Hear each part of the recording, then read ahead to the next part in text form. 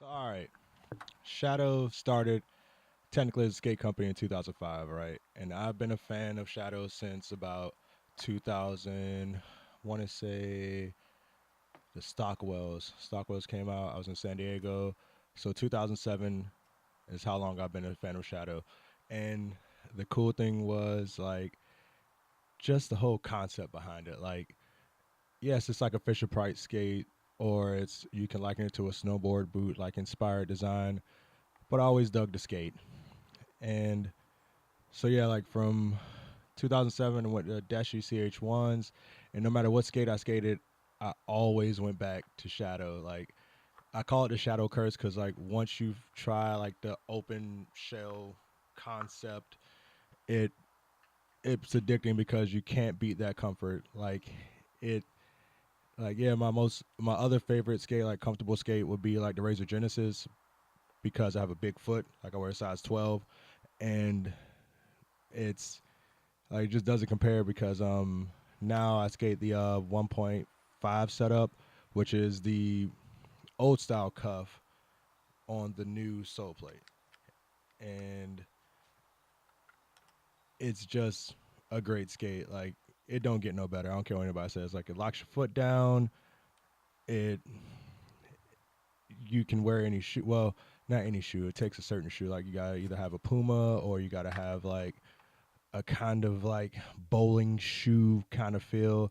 I've seen people skate skateboard shoes in them, and that just always baffled me because their skateboard shoes have always been puffy boats, and you shoving that inside of a foot wrap, well, shell, and it just didn't work to me. Like it wasn't. It's not aesthetically pleasing, and it's not. It's just bulky. Like I don't know, foot wraps, foot wraps, or freaking Pumas or shoe like Puma, like a bowling shoe or whatever, and So yeah, so bounce from skate, let's get like from Deshies to Genesis to giant classic thrones because 1113 shell is bullshit. You do not, you should not skate 1113 shell ever unless you're like a size 14 foot. Like it's just, it's too big. It's big for no goddamn reason. Excuse me. And it's like it's always been that skate. It just no matter which model I had or like which model I tried, like I had the Stockwells. I left it with a friend in San Diego because I want to keep skating the Deshi CH1s. And then I had the Wilsons. Then I had for Life of Ryan and Scott and other edits I've been in. I had like a black custom. I had the Farmer 1.0s, which I think were the Farmer 3s because the Farmer 2s were the gray ones. Yeah.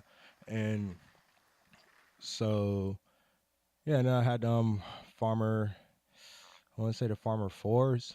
Yeah, I had the Farmer 4s, the black and red one with the vampire inspired edit. But yeah, I've been skating shadows for a very long time, and it's sad because the company is now announced last week, this week, um, is pretty much dead, and that's fucking like it's so sad because there's another skate like it on the market. Like yeah, Reverse is trying their thing, and it looks like it's skatable, from like park footage or whatever. But then there's been story like I've read stories on BMAC board about how Cameron Carter put on like everyone's skate at Woodward, and it's like, yeah, you know, a skate's a skate's a skate, and I'm like, but it's not a shadow. Like nothing, no other skate is a freaking shadow. Like even with reverse, it's like, oh yeah, you know, you can put ice hockey, an ice blade on, or whatever you call those things, a roller skate setup or whatever, and the bolts go down inside the boot instead of up through the bottom. And like that's all cool and everything, but it's definitely a functional performance game. That's the thing with Shadow. Like people are like, oh, it's ugly. You know, there's so many moving parts with the ratchet buckle and so much Velcro, the toe strap and the top and the cuff strap. But it was all there because it needed to be there. It was there because it worked. And with reverse, it's like it looks just super engineered. Like it could be bomb proof. I mean, I don't know, but it's not a Shadow. And the fall of Shadow, in my opinion, like it's like a lot of people on the message board on BMAC board and feel people posting on Facebook like, oh, it's all the last guy, Michael Bedoza's fault, or it's this guy's fault, or it's Power Slide in the conference's fault. And I'm like, well, in all honesty, like I feel like it just wasn't handled well. Like after, like when Damian Wilson left or was kicked or fired, however it was, according to his article, it definitely seemed like the shift in Shadow away from the original image. Like especially, like I don't hate any pro because I don't know them. They don't know me, so there's no point on hating on anybody that I don't freaking know. But when Roe was at it, it was like, oh well, it's cool because it showed skaters that a tech skater or a regular skater can skate the skates, can perform the regular normal style skating in the skates, which I think Stockwell already did that when he was put on the team. Even though like he has incredible like bowl flow and stuff like that, he's always, in my opinion, he was one of the first like tech skaters out of the Shadow before JC Rowe. Just to, round out, the whole image and of the team and whatnot, and bring different demographics in. But when Rowe was at it, I was like, all right, well, cool, he's at it, something different, whatever. But he was at it after Latimer retired, retired professionally. And so the team was starting to move toward more like, okay, you're no longer a shadow skater. Like you no longer have to do weird tricks. You no longer have to like push the envelope, so to speak, to be a shadow skater, which I thought was cool. Is like that showed people that, it's a good skate. Besides saying like, oh yeah, look, I can do basic tricks in them. Like, yeah, you can do basic tricks in any skates. Like you can do basic tricks in rec skates. You can do basic tricks without soul plates or freaking H blocks. But there was no image. Like, like yes, Shadow was known for Chris Farmer and Latimer and all that stuff, and then you had to be the weird guy to like skate shadows to a lot of people, or you had to do the weird tricks like negatives, or just weird like mushroom blading ass tricks, or like I don't know, it just wasn't a traditional ramp rail edge skater. Like you had to think outside the box, so to speak. And when they moved away from that image, it was like, okay, well, what are you? Like, are you the like hip hop brand? Are you the rocker brand? Like, are you the Hesh brand? Like, what are you? And it's like once JC Rowe left and Mike Obadoza took over, it just there was no marketing. Like the only market was we got Chris Farmer. Like I feel like that was the only market when Jeff Stockwell stopped skating and left Shadow. It was like, all right, like what are we? Well, apparently it became Chris Farmer's freaking sponsor. That's all Shadow became, in my opinion. It's like they are the people who make skates for Chris Farmer, and that was it. And when they announced the whole like team thing, the believers, I was like, oh god, now it's like Justin Bieber now. Like, don't call them believers.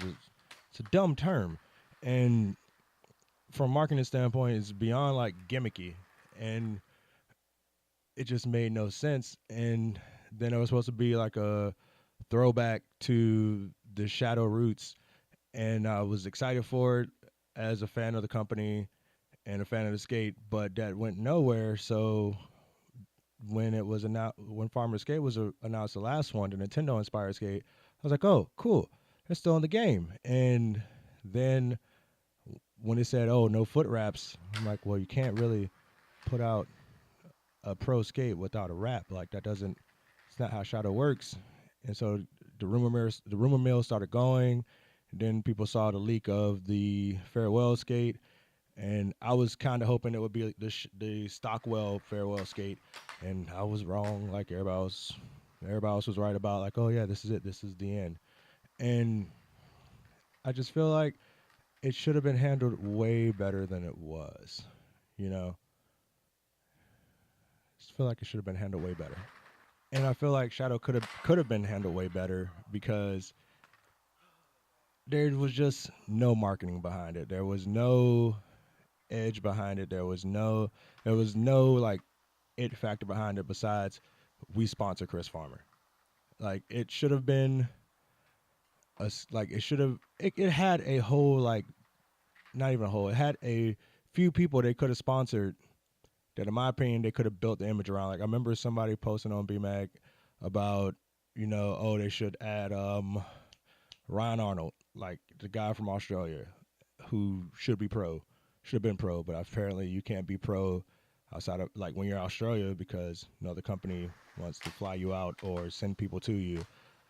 But like if they would have built the image around him, Galisea, who was Amflow, whatever for him at the end, and Farmer, like they could have went back to the whole weirdness of the company. They could have had the it factor. Like it I feel like Shadow failed, didn't fail. I feel like the conference let it die because they didn't know what to do with it. Like, for Christ's sake, like the dupe came out. I'm like, that's the dumbest fucking name of a company or a product. Just DOOP, dupe.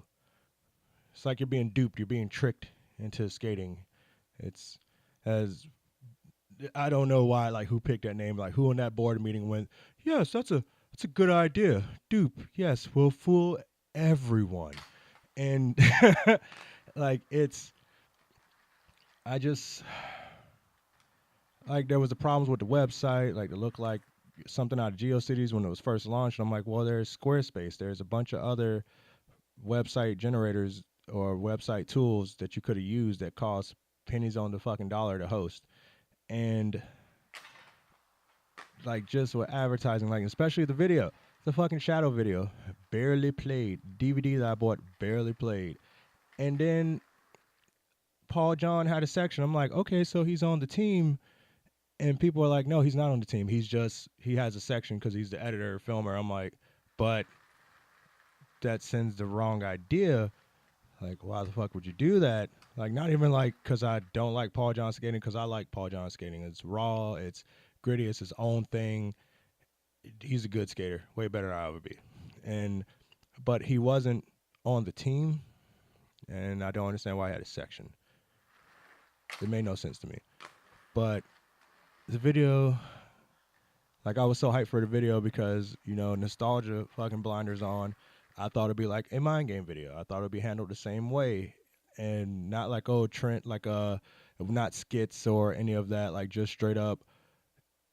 It's Xsjado, it's all the skaters you like. It's a lot of effort in getting the footage.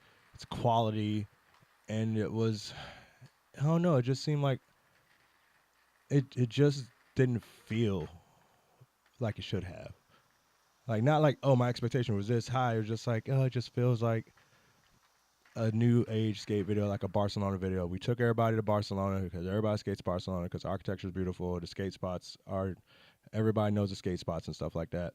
And it seems like it's easier to film than the U.S. And could be wrong. I've never been to Barcelona. So it just didn't feel like a Xsjado video. Like it just, I don't know, it just seems like there were so many missteps. And then on to Mike Obadoza, like I'm looking forward to the Rocktown podcast. I'm gonna plug that right now because I want to, since he's apparently let go, I want to hear, straight from the horse's mouth, so to speak. This is how they fucked me, pretty much, because it doesn't seem like he had any experience, like from a branding or management standpoint. Like I could be wrong. He could have went to college for it, got his bachelor's and all that stuff, and he has a crap ton of management experience. But I don't fucking know that. Like I want to know because it just doesn't. It doesn't feel like he was given a pass down. It doesn't feel like JC Rowe was given a pass down when he was team manager. It just seems like it was just handed off, and the company knew overall that it's gonna fail. Like we'll just keep handing off to inexperienced people without the skills to handle this responsibility. And it was just like watching a slow, very, very slow car crash because like there was nothing done. There was nothing that could stop it. And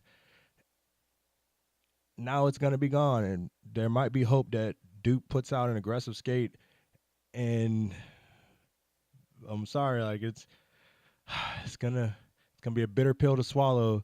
Like I'm riding dupes Like, no, fucking Shadow's a cool name. Keep the fucking name. Just don't have a team, whatever. Do like Rollerblade does. Do like K2 does. Just make the products so they can be skated. But it, like, they lost so much on this. Like, in my opinion, they lost such, not even so much, they lost an opportunity to keep something going, something new out there. Like, even though, yes, Power Slide has the Aeon, they have the carbon free, the Sway, the Sevens, but they're all either soft boot or hard boot skate. That's it. It's not an open boot like Shadow is. Like, there's no other open boot besides reverse. But I don't. I just I just don't. Maybe it'll grow on me, but right now I don't like reverse. Like, I just don't see any point of liking it or giving it any credit yet. Like, yes, Wake Shepman rides reverse and he's a ripper and he skates the mega ramp. I'm like, dude, okay, all right. Like, besides he's a park ripper and mega ramp skater, like, what about him is there? Like, what about not him? Like, what about the skating that you've shown me will make me, John Q, public consumer, rollerblader consumer, want to skate these skates? And, like, I haven't seen it yet because I'm not gonna skate a mega ramp. Like, I'm not. I skate park very sparingly. Like, his this is a long video. It's gonna be a very long video, but I don't care. Do not care. I'm getting this out there. But so in a perfect world, like I said before, Shadow could have been Chris Farmer, Victor Galasea. Forgot Ben Schwab, who is, I'm not going to say that term because then it'll be forever. Ben Schwab is basically a shadow skater. Like, he is a shadow skater, just like Galasea is. Like, they have that certain thing about them and their skating and their approach that is just unique. And if it's the original Shadow brand, and then there's Ryan Arnold, and honestly, I feel like they could get Euro dude. Oh God, what is his name? What is his name? It's gonna come to me. He skates carbons with shadow plates. Um, is it Eugene Innen? I think it's Eugene Innen. Innen might be. I'll correct it in the description if I get the name wrong. But basically, all the skaters that have that unique approach and like are doing something different or outside the box when it comes to their skating. Yes, it may be. Yes, technically nothing's outside the box because it's all been done before. Because it's over 20 years old of a sport or art, however you want to say it. But it they could have been a team, easily marketable. They generate their own footage and content. People like filming them. People like seeing them. They could have easily been the Shadow Pro team that kept it going, but it's not because Power Slide doesn't care about Shadow. Saw that when the what was it when Solomon went to Power Slide and they just let him falter, and part shortages and bad materials in an age where skating's been around so long it shouldn't be bad materials. And yeah, I don't know. This is very, very long and I don't give a shit. So I'm gonna put it up because the people deserve it. And I'm gonna give a warning. And I'm gonna get a lot of skating done, hopefully. But yeah, this episode. Thank you guys for listening, watching. Well, not just listening, watching. You're watching me. Um, there will be more. If you didn't skate today, go skate today. If you can't skate today, skate tomorrow.